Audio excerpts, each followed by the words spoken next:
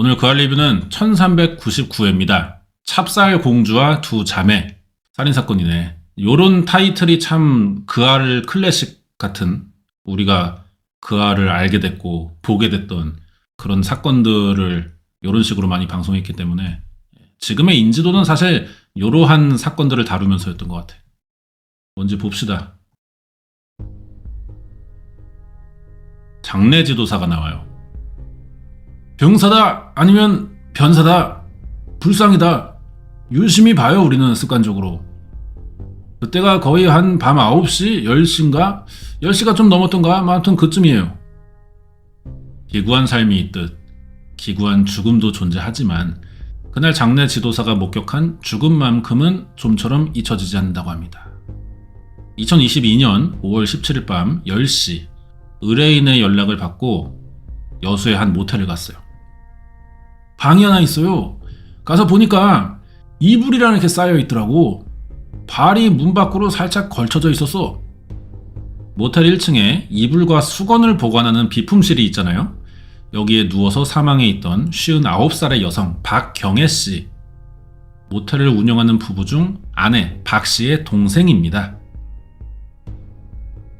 전혀 그냥 슬픈 기색도 없고 그냥 그랬습니다. 왜냐면 다음날 바로 장례 치르겠다고 화장하러 간다 이거죠. 그래서 왜 이렇게 서둘러? 이런 생각 갖고 나오면서 이렇게 보니까 카운터 안 뒤쪽에 누군가 하나가 쪼그려 앉아 있더라고. 이 상황이 부자연스럽다고 느낀 장례 지도사는 이대로는 장례를 치를 수는 없다고 판단해서 고인의 언니를 설득해 경찰을 부릅니다. 이 언니가 이제 모텔 사장 부부죠. 자, 그런데 이제 경찰 나와요. 저희가 출동을 해서 가보니까 얼굴 부위에 상처가 좀 심하고 이게 그냥 단순한 변사가 아닌 것 같다, 구타가 있었던 것 같아, 그렇게 판단을 했습니다. 평소 피해자가 언니 박씨의 모텔에서 객실 청소를 도왔어요. 그런 사람이 몸 여기저기에 막 심상치 않아 보이는 멍자국들이 난채 죽어있는 거야. 최근에 집을 나갔다가 들어왔다.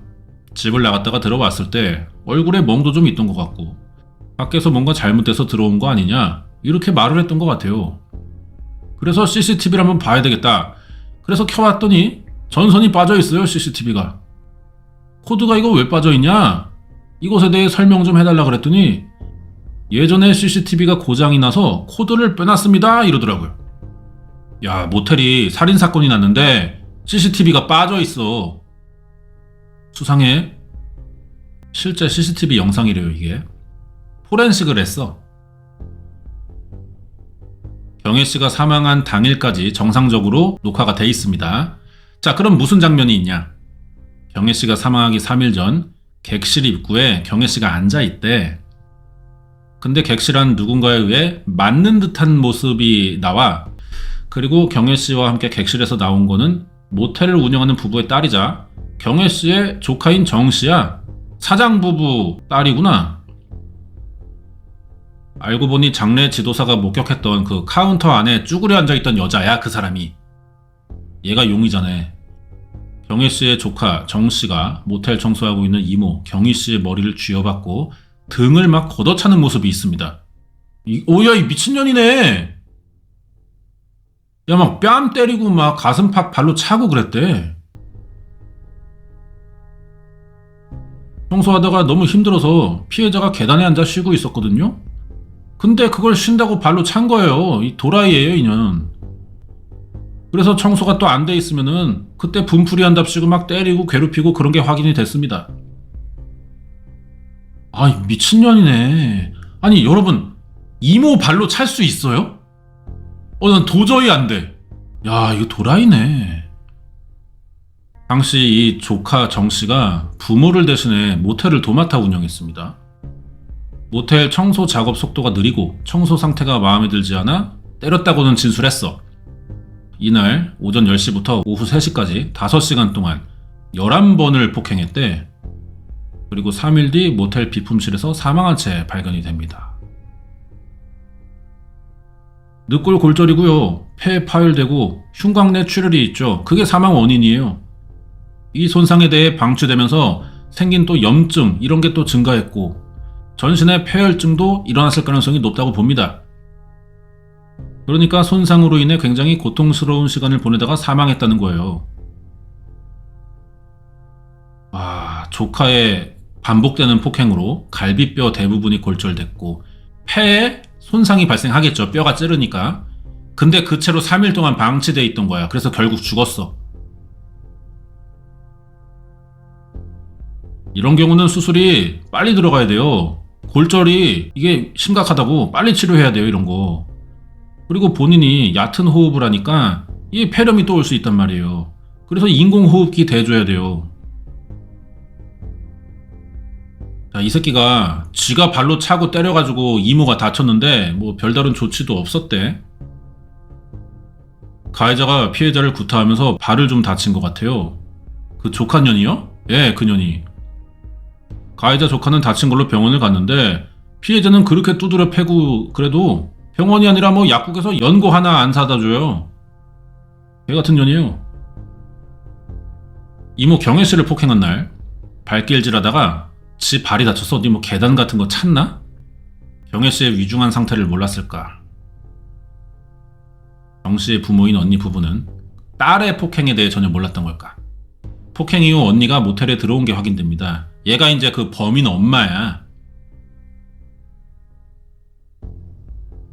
멍이 들어가지고 멍 지우려고 멍 연고 같은 거 사오고 그거 말고는 따로 이렇게 엄청 챙긴다든지 그런 게 없었거든요. 구호 조치도 없고.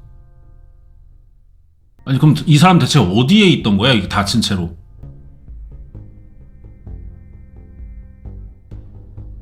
그래서 이제 이 사건이 사장 부부의 딸이 가족인 이모를 때려가지고 조카년이 폭행으로 사망한 사건으로 알려졌어요. 10년 동안 일을 했어 여기서. 자, 그럼 주변 동네 사람들은 어떻게 이 사건을 기억하고 있을까? 그 아줌마가 순해. 여자가 순하다고. 그렇게 순할 수가 없어요. 시키는 대로 다 하고 말이야, 얌전하게. 근데 그게 장애였던 거지. 근데 정신이 이상하거나 그런 건 없어요. 약간 경계선 비슷한 게 있나 보다. 글자 잘 못 읽고 돈 계산 잘 안 되고.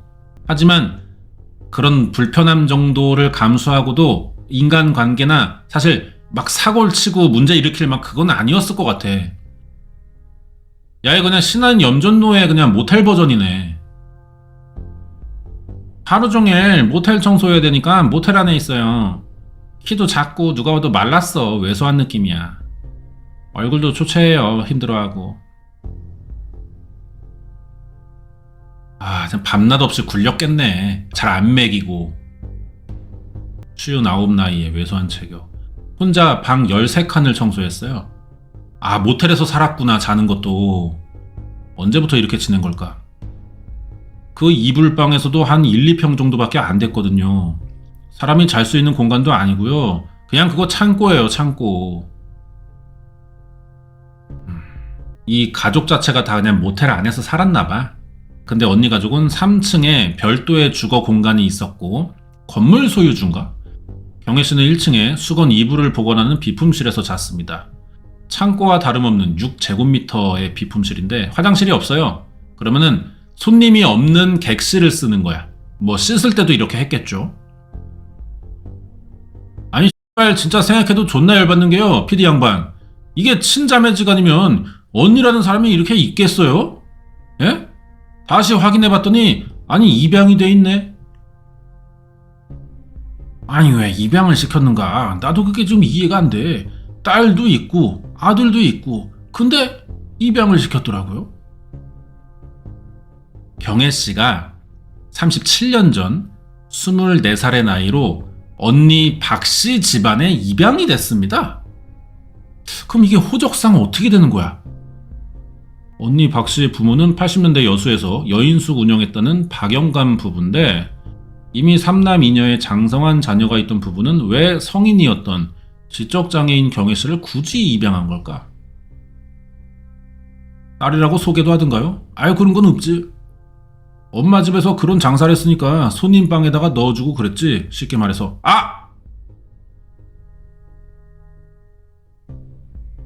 그쪽에서 그만두고 여기 언니 집에 와서 이제 청소하고 이렇게 하다가 조카한테 맞아 죽었다고 봐야겠지. 장애인이고 뭐고 그 옛날에는 말이야 그냥 치마 두르면은 그건 다 여자야. 그냥 잡아다가 방에 넣는 거지 마. 두드려 패고 막 마음대로 하니까들. 애를 데리고 와서 한마디로 이제 노예 생활을 시켰다고. 현대판 노예야, 현대판 노예. 그때는 벌을 안 받았지만 말이야. 지금에 와서 이제 벌을 받는 거잖아. 24살의 나이로 박씨 집안에 입양된 이유는 성착취 목적일 거라는 소문들이 있습니다. 사실일까? 그때 말이에요. 가족 관계를 보니까 입양된 분이 두 분입니다. 그 시기에. 그분도 장애가 좀 심했어요. 아, 여자 둘을 입양했네. 둘 다 장애가 있어. 30여 년 전 박영감 부부가 3남 2녀가 되는 친자식들을 두고도 성인이었던 지적장애인 여성을 둘씩이나 딸로 입양한 이유는 뭘까? 이거 그거네. 아가씨네, 아가씨. 인건비 아끼려고 지적장애 여자들 등쳐먹으려고. 또 모르죠. 어떻게 되는 건지 모르겠지만 뭐 장애인 그 보조금도 나올 수 있는 거고 나라에서. 약간 그런 거야. 불황자들 잡아다가 노예 감금하고 막 일시키고. 형제복지원 모텔 버전의 성격도 좀 있는 거예요.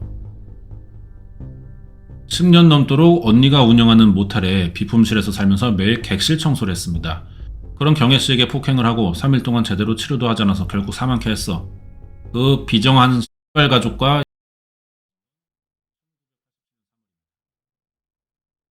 출생 연도는 정확히 모르겠는데 대충 출생 신고를 한 것 같아요. 20대 정도의 나이로요? 예, 입양이 됐던 것 같아요. 아, 그럼 나이도 정확하지 않네. 박영감이 옛날에 성매매 업소까지 겸하는 모텔을 운영했는데 그때 이제 입양한 직원이지 사실 직원. 그리고 이제 자식에게 물려주면서 사람까지 넘긴 거네. 노예까지 상속받은 거야. 24살에 임의로 지정했어. 그렇게 출생신고됐고 호적에 올라갔고. 박영감 부부 여수에서 여인숙했고. 경혜씨가 사망한 언니 모텔과는 600m 떨어진 곳에 있던 여인숙입니다. 3층에는 방 하나에 주인들 자는 데고 2층에 방이 전부 한 5개 돼. 20여 년 전 문을 닫았지만 3층 건물 중 1, 2층에서 영업하고 3층에는 주택을 마련해서 박씨 영감탱이네 가족이 살았어요. 근데 이 영감탱이의 여인숙은 일반적인 숙박업소가 아닙니다. 제가 방금 말한 대로. 아, 그땐 잘 됐어. 그때는 아가씨도 많고 그랬는데 저녁에 남자애들이 와가지고 아가씨랑 저기 하고 가고 저기 해. 옛날에 말이요. 장사가 엄청 잘 됐다더니만 하루 저녁에 막 몇백은 아무것도 아니었다고 하더라고. 그 여자도 좀 유명했어. H 여인숙 아줌마가 유명했다고. 호주 쪽으로 좀 유명하다고. 남을 잘 이용해 먹었다 그 말이죠. 그때는 뭐 완전히 돈 긁다시피 했지. H 여인숙 부잣집이라 했지 그때. 성매매 업소가 된 거야 사실. 간판만 모텔이고. 80년대에 이 영감탱이 여인숙이 위치해 있던 장소가 오랫동안 전남 지역에서 성매매 집결지였습니다. 그때는 당시에 뱃사람들이 어마어마했어요. 여수가 그때 그 당시 중소 배가 한 180척이요. 180척. 180척이면은 이 사람이 몇 명이 내리겠냐 이거야. 제가 이게 계산해보니까 한 2천 넘겠는데요. 당신 수제인가? 그걸 어떻게 바로 계산을 하지? 그렇지. 한 그만키 돼. 그런 양반들이 전부 이게 갈 데가 없으니까 또 배 내렸으면 또 사창가 오는 거요. 돈 얼마 받은 거 가지고. 어업이 발달했던 1980년대 여수항에 들르는 뱃사람들이 주로 이용했다. 그래서 성매매 집결지가 됐습니다. 2004년에 근데 성매매 방지법 시행되고 2012년에 여수 엑스포 개최되면서 자연스럽게 쇠락의 길을 걸었다. 이제 국가적으로 해외에서도 막 사람들 관광객들 몰리니까 좀 보여주고 싶지 않은 것들을 이제 없애는 거예요. 이제 쉽게 88 올림픽 기점으로 나라에서 우리나라 원래 보신탕 업계가 굉장히 컸거든. 시장이 있었어. 근데 그 당시에 다 이런 거 없앴잖아. 개 먹는 걸 어떤 외국인이 좋다고 와서 보고 있겠냐. 그런 문화를 보여주고 싶지 않아서 88 올림픽 앞두고 다 없앴어요. 그래서 그런 이제 보신탕 가게들이 막 계곡 밑으로 들어가고 막 어디 더 음지로 안 보이는 달동네 밑에 들어가고 하다가 지금은 또 손님들 끊기잖아. 그럼 외진데로 가니까. 운영이 안 되니까 점차 사라지는 거죠. 그런 식으로 자연 소멸시켜버렸어. 이것도 이제 비슷한 거지. 야, 근데 어쨌든 성매매가 안 될 뿐이지 노예로서 쓸 수는 있잖아요. 그러니까 청소만 돌린 거야. 봐봐. 특히 장애인들이 많아 불었잖아. 그것을 노출해서 보여주겠어요, 이 사람들이. 자기 가게 안에서만 사용했겠지. 그러면 그때 성매매 하러 온 새끼들은 알겠지. 지적 장애인을 숨겨서 장사시키고 그럴 수도 있는 시절이었으니까 나 어렸을 때 막 그랬거든. 주민들에 의하면 80년대 당시 성매매 업소 중에는 지적장애 여성들을 일하게 하는 포주들이 있었습니다. 이게 그러니까 아까 형제복지원을 얘기한 게 맞는 거예요. 여자들은 이렇게 가는 거고 남자들이면은 막노동 시켜. 형제복지원으로 예를 들면은 형제복지원 내에 사업이 있습니다. 생필품 같은 거 만드는 거 있잖아. 그런 것들, 그런 노동력으로 쓰는 거죠. 아니면은 농사 이런 걸로 차출되고 인력사무소처럼 이제 보내는 거야. 그런 식으로. 경찰에 걸리면 자식으로 올린 사람은 어떻게 법적으로 처리 못하잖아. 가족이면. 그러니까 올렸겠지. 그냥 돈 부려먹으려고 돈 안 주려고 그러는 거예요. 그것이. 그 사람들은 말이요, 무조건 말이요, 처음에는 다들 그냥 따르라고 해요. 지적장애라는 취약점을 악용해서 손쉽게 노동력 착취하고 경찰 단속도 피하기 위해 지적장애 여성을 호적에 올리는 일도 종종 있었다. 박영감 부부의 딸로 입양돼서 호적에 오르게 된 것도 혹시 이 때문일까? 뭐 거의 그렇다고 봐야겠죠. 박영감의 노하우인 거예요. 공주 입양에서 살았던 그 찹쌀공주 있잖아. 옛날 별명. 그냥 찹쌀공주라고 불렀어 우리가. 얼굴도 하얗고 이뻤어 그때는. 아주 예쁜 아가씨들도 공주라고 부르더만. 얼굴이 인물이 그냥 특출난데 몸 파는 것도 1등급이야. 공주라고 불러요? 공주라고 또 부르더구먼. 박영감의 여인숙에서 지낼 당시 유난히 하얀 피부를 가졌다. 찹쌀공주. 아, 그래서 찹쌀공주랑 두 자매구나. 정혜씨 얘기구나. 얼굴이 하얀가 봐, 젊었을 때. 자, 그럼 여기서 어떻게 살았을까? 이 영감탱이네 부부는 이미 죽었고요. 그 아들내미가 이제 상속받아서 계속 이어하는 거지. 박기정 선생님 맞으신가요? 예, 맞아요. 박경혜 씨에 대해서 좀 여쭤보고 싶어서 연락드렸거든요. 아, 왜요? 그분이 혹시 언제 어떻게 해서 이제 선생님 댁에 입적을 했는지가 저희가 좀 궁금해서 그래요.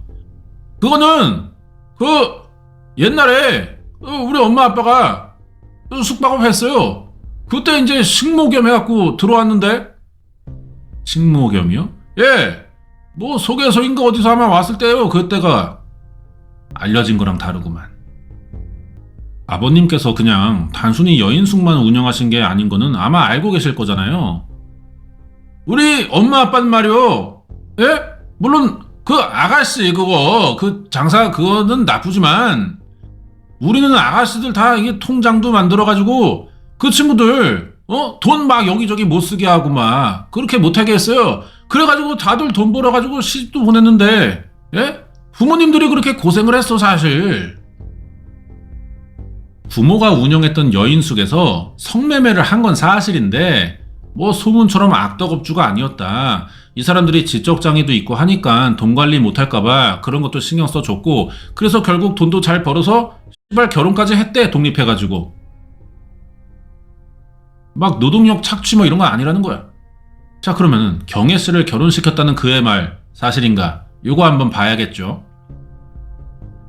나중에 여기서 시집을 보내주긴 했어.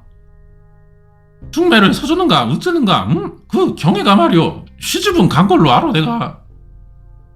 입양 4년 후인 1991년 28이죠 호적상.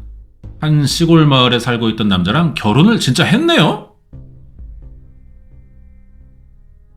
시골에 살다 보니까 장가도 못 가니까 그 남자애가 사람이라도 뭐 데리고 와서 살자 그렇게 해가지고 결혼해서 뭐 산 것 같구먼.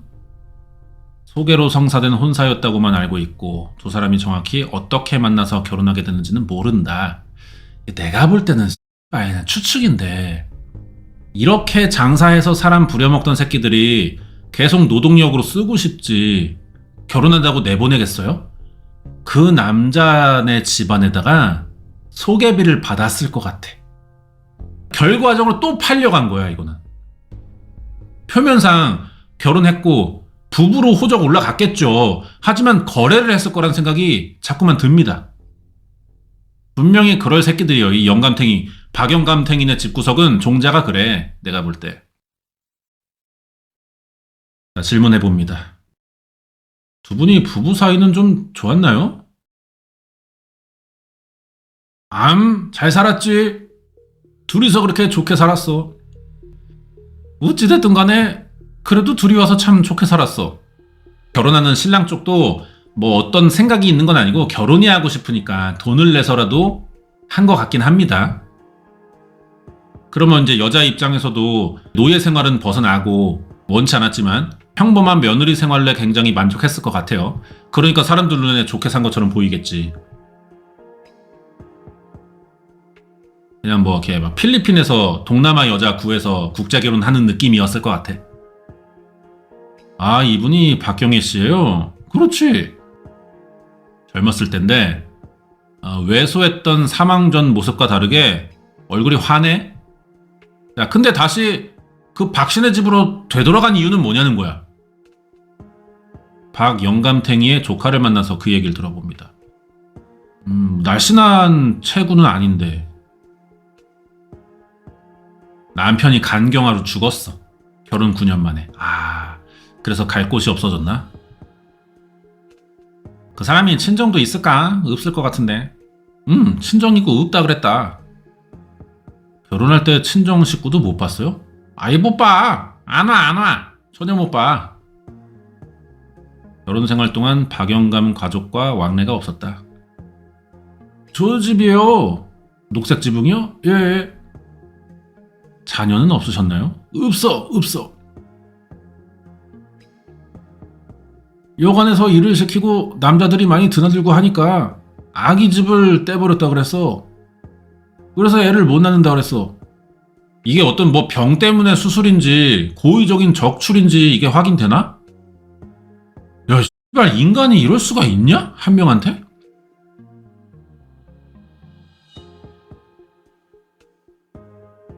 이 남자 저 남자 이렇게 하다가 그런 남자들이 접촉이 있었을 거 아니야? 그래서 애를 못 낳게 저 집에서 수술을 시켰어. 병혜가 그랬잖아. 딸이라 해도 얼마나 딸같이 해줬겠어. 박영감 부부가 운영하던 여인숙에서 성착취를 당했을 거다. 그러니까 말이요. 불쌍하다. 그러고 참 미련한 듯해도 고진이라 각시는 고진. 고진이 뭐예요? 점잖다고. 아니 뭐 이 양반 뭐 MG요 뭐요. 나이가 그렇게 먹었으면 고진 알아야지. 고진 감래주 몰라? 고진 감래?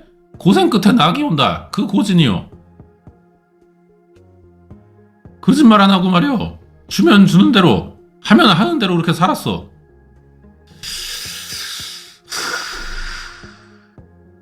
박씨 영감의 조카입니다. 좋은 영감한테 시집을 갔지. 근데 이제 못 살고 와버린 거요. 영감이 죽었다든가 그러든가. 우리 작은 아버지가 여인숙을도 안 하니까 이제 언니네 모텔에 와서 청소하고 그렇게 살았지. 올 때 갈 데가 없으니까. 남편이 간경화로 죽으면서 혼자가 되니까 갈 곳 없어서 다시 이제 입양한 친정에 간 거야. 근데 박영감네는 이제 나이도 들었고 모텔 더 안 해. 그러니까 자식들 친자식에게 부부에게 보낸 거겠죠. 그러면 그 언니가 그쪽 궁전 모텔로 오라고 한 거예요? 경혜가 찾아갔지. 누가 오라고 할 것이오.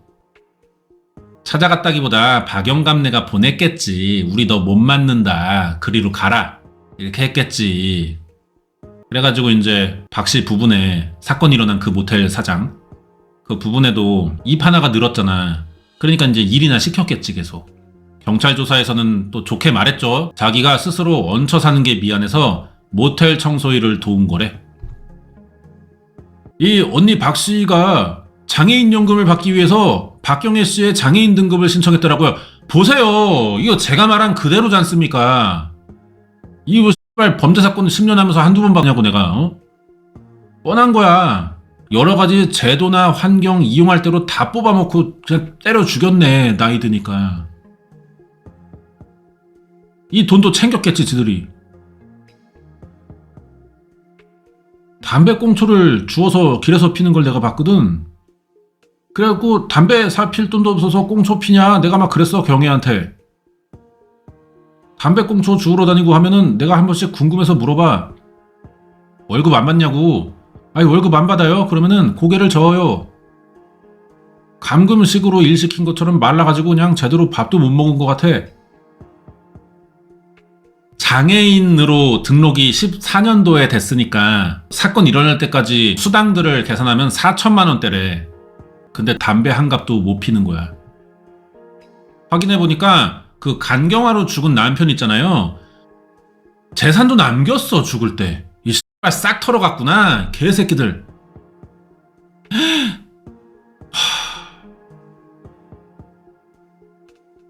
경혜씨 남편의 동생, 그러니까 죽은 피해자 입장에선 도련님이라고 불러야 되는 사람이죠. 아버님 명의로 돼 있던 땅들이 국가에 귀속되거나 아니면 도로로 되면서 보상 나온 게 자녀들한테 공동 분배돼 버리니까 그건 또 금방 찾아가요. 돈은 또. 그게 누가 옆에서 그걸 코치하지 않는 이상은 형수님이 혼자 그렇게 할 수 없어요. 그 사람이. 유족연금이 4,500 나왔어. 그럼 8,500이야. 8,500. 피해자 명의의 계좌를 보니까 돈이 들어오면 다음날에 빠져나가더라고요. 거의 다음날에 빼갔던 것 같아요. 당일 아니면 다음날. 날짜도 알고 있어. 자기 연금으로 해서 나왔던 돈을 자기가 개인적으로 사용해 본 적이 한 번이나 있을까요? 걸린 놈들. 자, 심지어 이 사람이 죽고 3일 뒤에도 아직 신고가 안 됐으니까 사망신고가 돈이 나왔나 봐. 4일 뒤에도 현금을 뽑았습니다. 그리고 이 모텔에 살게 되고 나서 이 사람이 생활에 어떤 변화가 있었나 봐요. 이런데 얼굴 같은 데가 약간 상처가 있을 때가 있어요. 얼마나 두드려 맞았으면 모텔 앞에 앉아있는데 얼굴이 완전히 새파래져 있다고. 얼마나 두드려 맞아가지고 이제 멍이 막 위에까지 올라온 거야.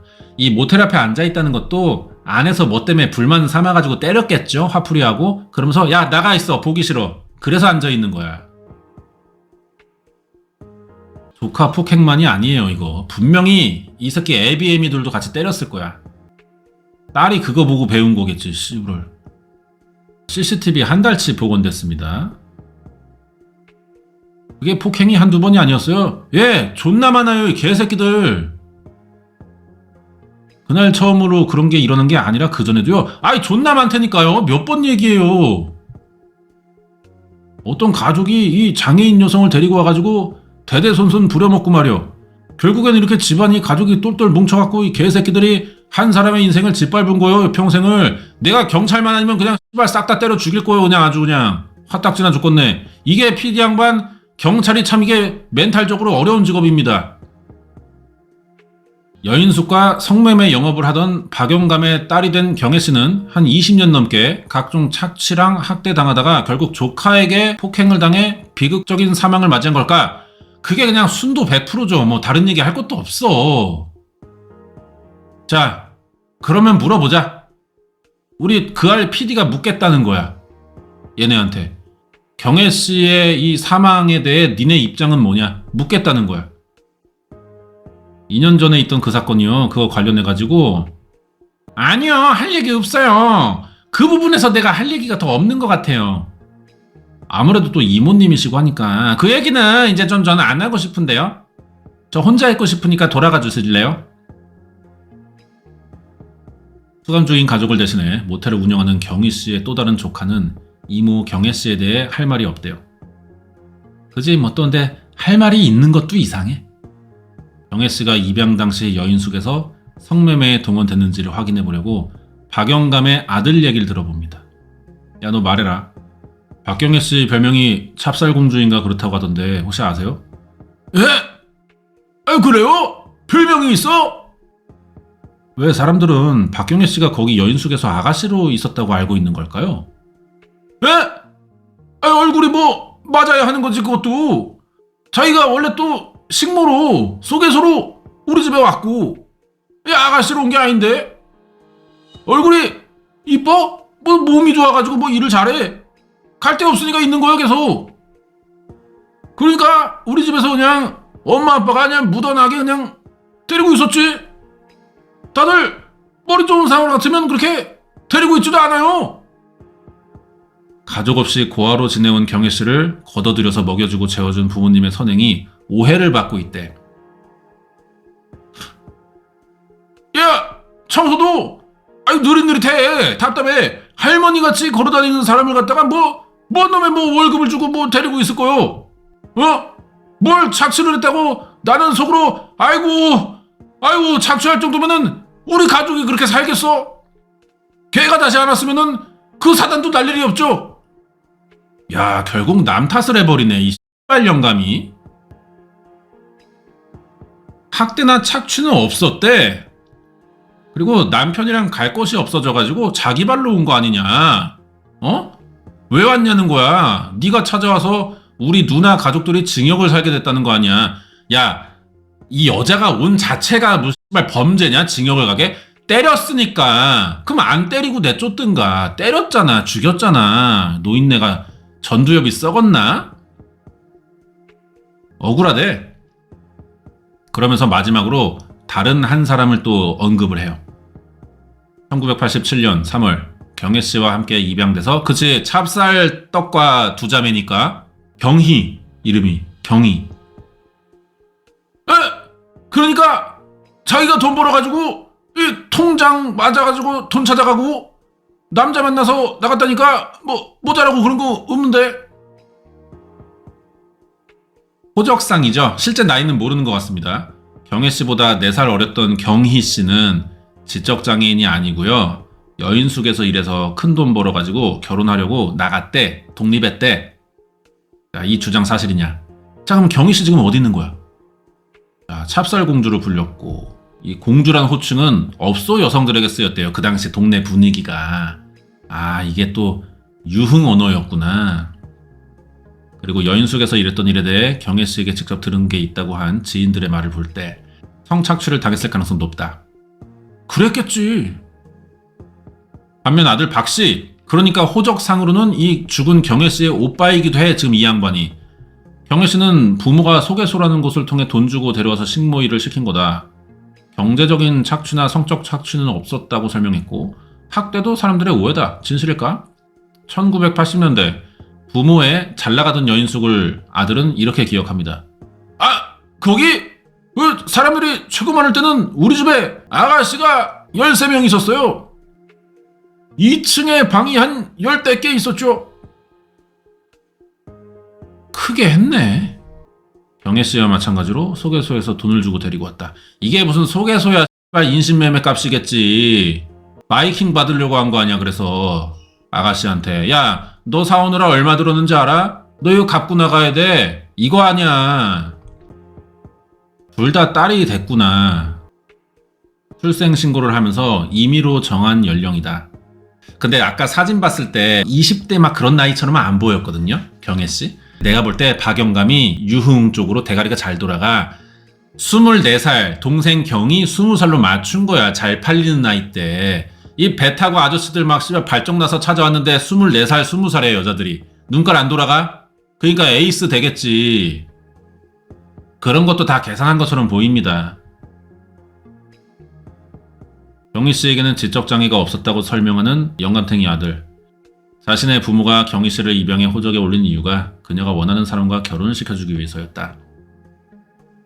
20대 나이에 출생신고돼서 부부의 딸로 입양된 과정은 같은데 경혜씨는 성매매하지 않았고 경희씨는 자발적으로 했대. 지랄하네 진짜. 수소문 끝에 소재지를 찾았습니다. 여수에서 배 타고 3시간을 들어가야 검은도라는 섬이 나와. 야, 30년 전 여인숙에서의 삶을 어떻게 기억할까? 집에 가봤는데 사람이 안 사는 것 같대요. 그래서 경희씨를 데리고 왔다는 주민을 만나. 걔를 어디에서 데리고 왔냐면 제가요 그 여수에 그 중앙극장이라고 있어요. 거기 앞에를 제가 밤에 이렇게 가는데 이렇게 앉아가지고 이렇게 쭈그려 앉아 있는데 화장품 몇 개 하고 잠옷 하나 들고 있더라고. 잠옷을요? 잠옷이랑 그 속옷 이렇게 해가지고 아니 여기 왜 이렇게 혼자 있어요? 그러니까 갈 데가 없대요. 쫓겨났나 봐. 그래서 막 울고 있었대. 그때 이제 마침 이분이 지나가다 발견해서 그럼 어떻게 급한 대로 우리 집에라도 며칠 있어요. 막 그러다가 이제 또 취직도 하고 막 그렇게 살았겠지? 경희 씨가 본인이 무슨 일을 했다 뭐 이런 얘기도 했나요? 그렇죠. 자기가 아프니까 손님을 받아서 아프니까 근데 이걸 다리를 이렇게 척 올려놓고 얘기를 하면 어떡해. 당연히 그렇겠지만 아픈 곳이 뭐 뻔하죠. 근데 자세를 이렇게 포즈를 취하시면 어떡하시냐고. 나름의 어떤 그 무언의 언어 전달이겠죠? 아유, 손님 안 받으려고 문을 이렇게 밟고 있었는데 두드려 맞았대. 문 밟은 걸로 이해하겠습니다. 문 이렇게 발로 막은 거.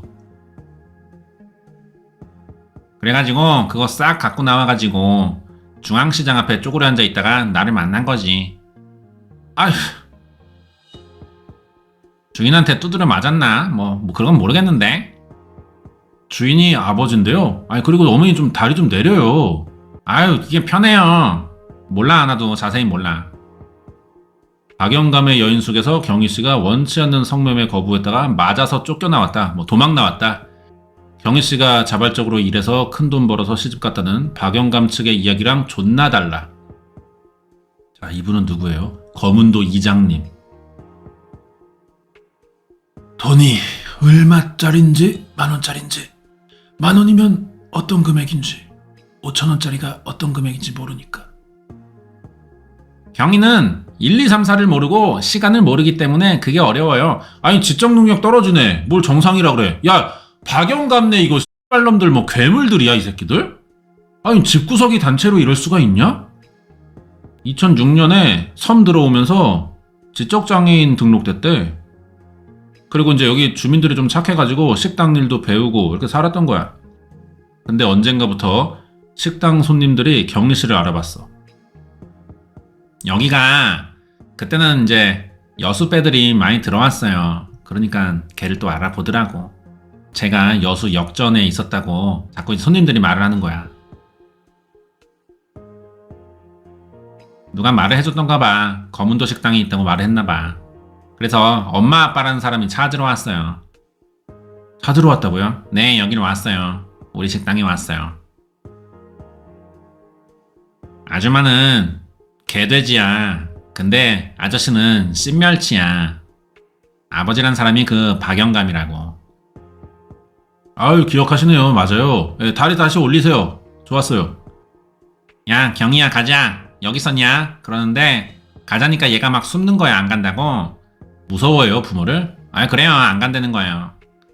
박영감 부부가 얘 때문에 돈도 많이 들고 호적도 만들어주고 돈도 많이 들었다 그러니까 호적 만드는데 뭔 돈이 들었냐? 얘는 일자무식이다. 글도 모르고 돈도 모르는 앤데 뭔 돈이 들었냐? 좋다. 네가 데리고 가려면 파출소 가자. 그러니까 씨발 딱 못 데리고 가더라고. 내가 그게 정말 잘했던 거야. 경희 씨에게 들어간 돈을 강조하면서 데리고 가려고 하는데 경찰서에 가자는 말에 아니, 호적상으로 부모인데 왜 못 데려가? 경찰서 가서도 당당해야 되는 거 아니야? 가족이 딸이 가출했다 하면 되는 거잖아. 근데 그걸 못해. 왜? 조사 들어오면 X대거든. 경찰이 혹시나 우리 여관 오면 큰일 나니까. 왜냐면은 언니가 있잖아. 그것 때문에 꼬리 잡힐까봐. 그렇겠죠? 아무튼 그래서 다행히 검은도에 눌러 살면서 식당에서 계속 일을 했다. 그리고 이 동네에도 이제 또 지적 장애인 이제 남자 한 분 계셨어요. 그래서 결혼하게 됐습니다. 결혼하고 나서 더 활발해졌어요. 사람이 남편하고 살면서. 얼굴에 결혼하고 나서부터는 항상 미소를 띠고 그랬던 것 같아요. 자, 근데 야, 어떻게 팔자가 이러냐? 동생도 결혼 10년 만에 남편이 죽었어, 암으로.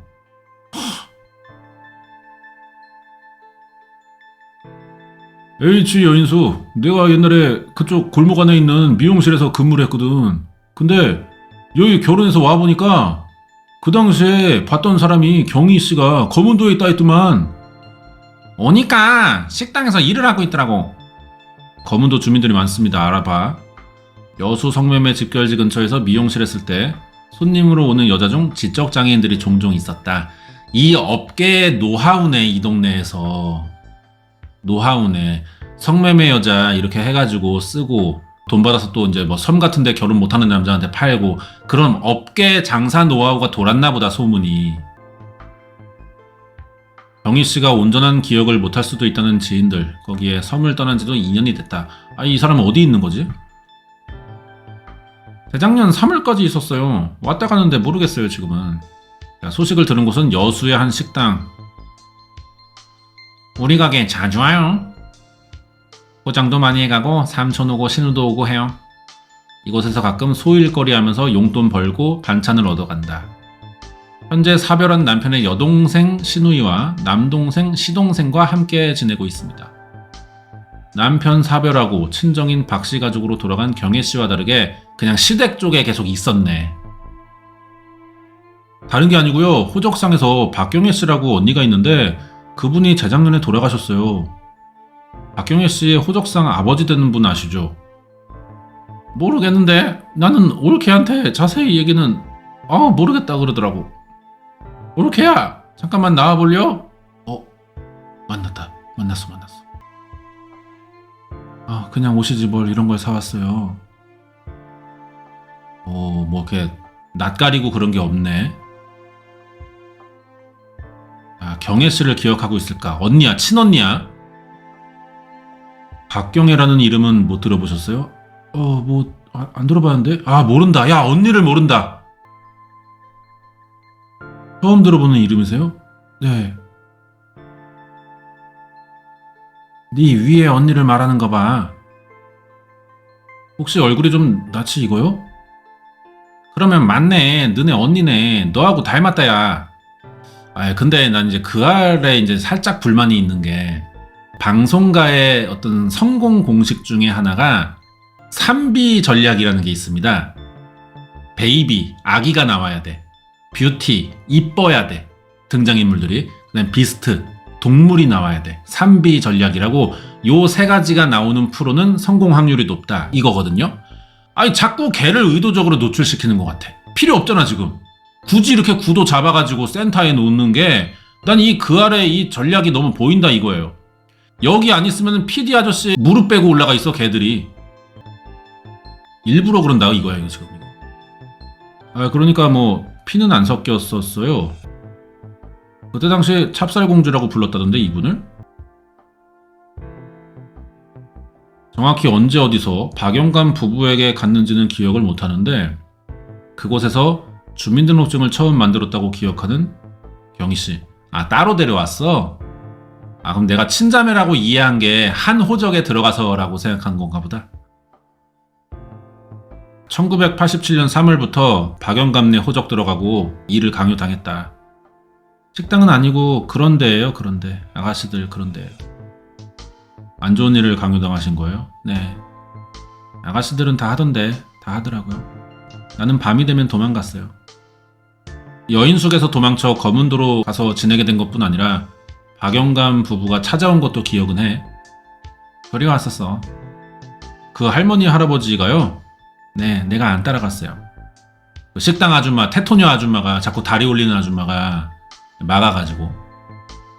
박영감 부부로부터 원치 않는 일을 강요받은 사실, 그리고 다시 돌아가고 싶지 않다는 얘기를 들려줬습니다. 대체 거기는 어떤 곳이냐? 밤에 도망 왔어요. 무서운 데예요. 자녀가 있었나요? 아기는 못 낳죠. 아예 못 낳게 만들었더구만. 못 낳게 했다고요? 네, 수술했어요. 와, 일부러 드러냈구나. 야, 이게 의도가 그거네. 어쨌든 성매매를 계속 시키니까 임신할 수 있잖아. 그러면 처치곤란 돼버린단 말이야. 일을 못 시키니까. 청소도 안 될 거 아니야, 배 무거워지면은. 그런 상황 올까봐 애초에 수술시켜놓고 투입된 거네, 기계처럼. 야, 씨발, 어떻게 이럴 수가 있냐. 존나 미개하다. 야, 유럽에 씨발 막 그 아프리카 흑인 노예 잡아가서 반농사 시키던 그런 사람들도 이렇게는 안 하겠다.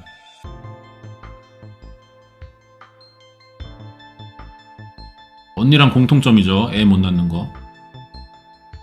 제가 이렇게 자꾸 뭐 물어보는 게 좀 불편하진 않으세요? 괜찮아요? 이 기분이 나쁘실 수도 있다는 생각이 들어가지고요. 다 물어봐 놓고 처음부터 이 말을 했어야 되는 거 아닌가? 괜찮다고 하네요. 좀 더 전문적으로 이분이 이제 지적 능력이 좀 떨어지니까 이럴 땐 또 전문가가 있어야 그 해석을 할 수 있으니까 전문가 도움 받아봅니다.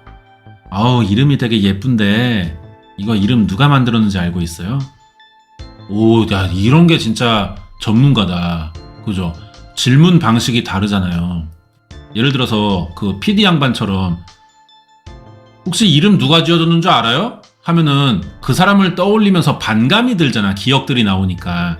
그래서 일단 칭찬부터 줘. 이름 이쁘다. 그래서 이 이름을 누가 만들었는지 알고 있냐. 그래서 대답해주고 싶게 유도하네. 그치, 그 알 PD들은 사람만 잘 찾아. 그지? 남의 집 가서 개나 쓰다듬을 줄 알지. 이런 전문적인 인터뷰는 좀 사실 어려운 게 현실이긴 해. 여수에서요. 여수에서요? 이름이 마음에 들어요? 아니요. 자, 진짜 이름을 알까요? 정희 씨는 응애 할 때 어떻게 살았나요? 엄마하고 살았죠. 아빠도 있고 오빠도 있고. 엄마랑 오빠랑. 오빠 얼굴은 생각이 나요? 안 나요. 오빠는 공장 나갔어요. 철공소. 아빠는 무슨 일 했는데요? 아빠는 농사했어요. 그럼 엄마는요? 엄마는 돌아가셨어요. 어릴 때. 아기 때요? 네, 시골에서요. 기억하네. 야, 갑자기 생각났다. 어쨌든 뭐 친언니는 아닙니다. 하지만 이분은 죽은 4살 위에 그 경에 모른다고 하잖아. 그냥 아예 방에 가둬두고 있나봐. 각방이니까. 객실에 가둬놓고 그렇게 쓰나봐. 손님 올 때마다 그냥 들여보내고. 마주칠 일이 없는 거야, 사실. 감옥처럼 가둬놓고 있다가 어부들 방에 넣어주고 얼굴을 모를 수밖에 없을 것 같기도 하다. 감금하다시피 했겠지. 도망 나왔다고 했잖아. 감금했을 것 같아. 밤에 나와가지고 길을 잃어버렸어요. 아기 경희 씨가 밤에 왜 나왔을까요? 생각 안 나요. 그럼 아기 경희 씨는 여수에 원래는 살지 않았죠? 어떻게 온 거예요? 누가 소개해줘가지고요. 직장 알아보려고. 직장은 마음에 안 들어요. 아저씨가 못 돌아다니게 해요. 몰래 나가면 어떻게 돼요? 잡히죠. 그럼 경희 씨는 거기서 무슨 일 했어요? 똑같은 궁전 여인 속에서? 몰라요. 직장이잖아요. 월급은 줬어요? 돈 줬어요? 한 번이라도 받았을 것 같은데? 아니요. 직장이라고 생각 안 하네. 지금 여기서 사는 거 좋아요? 싫어요? 좋아요. 어떤 게 좋아요? 가게도 있고요. 다 있죠. 경희 씨 교회 다니죠? 네. 기도하는 거 교회 가서 소원 빌잖아요. 잘 되게 해주라고? 어떻게 됐으면 좋겠어요? 안 아프게 해주세요. 이제 이 말들을 해석하는 직업인 건데, 어쨌든 뭐 시댁을 잘 만나가지고 다행히 뭐 잘 살고 있습니다. 그리고 이제 장애 정도에 따라서 기관의 관리 지원도 받는데요. 뭐 재활도 할 예정이라고는 하네. 다시 집을 찾아갔는데 박경희. 그 사진 주고 가면 안 돼요? 경혜 씨요? 네. 또 언니라니까 그렇게 되는구나. 안 닮은 것 같아. 궁금한 게 그러면은 이분은 말을 들어보니까 어릴 때 길 잊어버리면서 가족이랑 떨어진 것 같아. 근데 그 틈에 누가 데려다가 형제복지원 마냥 불황자나 학교에서 집에 가던 애들 막 잡아가고 했잖아. 그런 식으로 길에 혼자 있는 애 데려간 것 같아. 어느 기관이. 그런 사업을 했을 거야 그 당시에. 그래서 박영감 부부가 애를 사왔던 거고 그걸 소개소라고 표현하는 것 같긴 해. 그럼 그 정확한 과정이 좀 궁금한데 인후 보증이라는 게 있어요. 성인 2명이 증인을 서주는 거죠. 어떤 이유로 출생신고가 늦었는데 내가 진짜 낳은 아이라고 증인 2명이랑 가서 출생신고를 해가지고 친자로 입양하는 비밀 입양이에요. 거의 다. 일제강점기부터 가는 거야. 행정이 좀 이렇게 미비하던 시절 집에서 애 낳는 경우가 많았습니다. 그래서 일제강점기 때 인후보증제라는 게 있었는데 2명의 성인이 보증하면은 출생증명서가 없어. 그래도 출생신고가 가능해. 인정해준다는 거지, 나라에서. 그 2명을 보호자로 보고. 근데 이게 인신매매에 악용될 수가 있잖아. 만약에 나도 지금 한 명 친구 데려다가 지나가던 꼬맹이 하나 유괴해가지고 우리 부모입니다 등록할 수 있던 거야. 근데 그게 좋은 의도로 그러겠냐고, 사람들이 씨발 악용만 하지. 그러니까 2016년에 폐지됐습니다. 야, 이게 폐지된 지가 10년밖에 안 된 것도 희한하다. 1980년대에 박영감탱이 부부는 이 인후보증제를 악용해가지고 직접 장애인 경애 경위실을 호적에 올렸던 겁니다. 박영감 부부의 가족이 된 자매는 딸이 아니다. 아예 다른 존재다. 아, 근데 궁금한 거는 이게 파헤쳐지지가 않아. 박영감 이 새끼가 인후보증제는 알겠는데 어떻게 이 2명을 만났냐는 거야. 이 2명을 납치해서 보호하던 그 수용기관이 따로 있는지, 얘네가 납치를 한 건지 이걸 모르겠다는 거야. 납치한 거였으면 그 새끼들은 절대 말하지 않죠. 그 가족은. 소개소라고 핑계대는 거 보니까 이걸 알아낼 수가 있나? 그 동네에 있으면서 언니 모텔로 다시 들어오고 싶었는가 봐요. 하루에 한 번은 꼭 올라갔다 내려가 이렇게 오고 싶으니까 이제 그런 것 같아. 그때 가래떡 요만한 거 하나 주니까 언니 것도 줘 그래서 자기 언니 갖다 준다고. 뭐야, 알고 있던 건데 잊어버렸나 기억을? 이 사건의 이면에는 분명히 장애인에 대한 우리 사회의 매우 가혹하고 잔인한 묵시적 합의가 있습니다. 장애인이나 사회적 약자들에게 잔인한 대한민국 사회의 가장 극단적인 표현 형태가 이번 사건이라고 저는 생각합니다. 나인간 표창원이가. 여기까지인데. 야, 그러면은 뭐 박영감 그 아들네 부부에서 일어난 거잖아. 그러면 뭐 그 조카년만 감옥 가는 거고 부부가 사실은 원흉이자 이제 흑막인 건데 그 사람들은 딸이 용의자가 된 거니까 뭐 아무 그게 없는 거야? 이미 죽어서 증명도 안 되죠. 그 전까지 어떻게 착취당하고 학대당했는지 증명도 안 되고. 야, 씨발. 이렇게 장사를 해왔겠네 그동안. 그러면은 지금 경에 이 사람 한 명만 드러난 거지만 과거 더 옛날 뭐 아빠 때부터 영업하는 거 보면은 장애인들만 데려다가 했다는데 때려 죽이는 사람들 많지 않을까요? 더 있을 것 같기도 한데. 이 씨팔놈의 집구석 개새끼들 캄보디아 보내야 돼. 내가 볼 때 캄보디아 웬치에 보내가지고 개새끼들 똑같이 한번 살아봐야 된다고 봐. 그래가지고 반성한다 그럼 그때 돌려보내주고 한국에 다시 그렇게 해야 돼. 그 딸년도 지금 그 이모 때렸잖아. 양이모. 그년도 분명히 이제 결혼해서 애 싸주려면 이렇게 똑같은 방식으로 산단 말이에요. 내가 볼 때 캄보디아 웬치 형이 있어야 돼 우리나라에. 가가지고 뒤지게 한번 고생해서 그 더러운 그 대가리 똥 찬 걸 빼줘야 됩니다. 그렇게 되는 수밖에 없어요. 이거 뭐 욕한다고 이 새끼들이 뭐 들어먹냐?